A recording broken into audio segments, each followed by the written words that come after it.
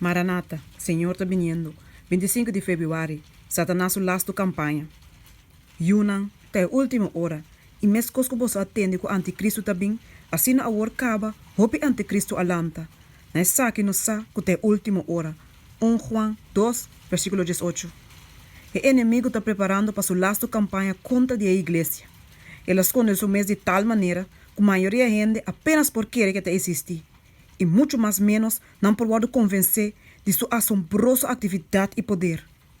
Gente está Satanás o prisioneiro, e gente está de natureza inclinada para seguir sua sugerência e para cumprir com seu mandato. Gente não tem dentro seu mês nenhum poder para oponer resistência eficaz na maldade. É somente ora que Cristo está vivo dentro de fé vivo, que gente por tribo de enfrentar inimigo assim terrível.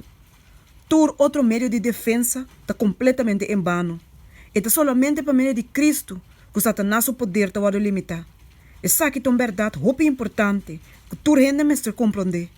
Todo momento Satanás está druk bezig, indo para aqui paia, ganhando arriba para ribeteira, buscando para quem é por devorar. Pero a oração sincera de fé lo confunde e frustra seu esforço de mais forte. Satanás espera de envolver o pueblo remanente de Deus em ruína general que está vindo ribeteira.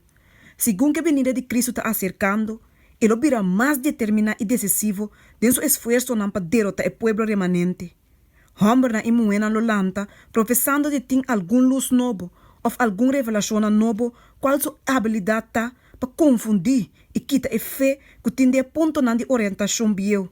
Na doutrina, lo não por suportar o teste de Deus sua palavra. Toch, alma não lo guardo enganar. Reporte não falso lo circula e algum lo guardo garrar de trampa aqui. Nós mestres está muito cuidadosos e alerta, pois Satanás está tratando constantemente para a gente fora da verdade.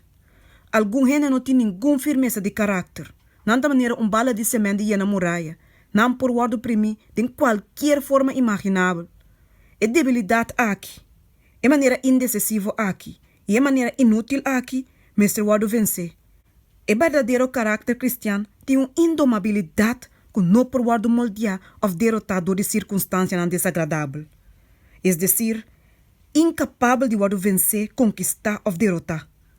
Gente mestre tem coragem moral, backbone, uma integridade que não pode guardo chiflar, comprar ou espantar. Deus apone limite não que Satanás não por passa. Nos fé de mais santo de barreira aqui. E se nos edificar nos mês de fé aqui, nos lota safe de proteção de um todo-poderoso.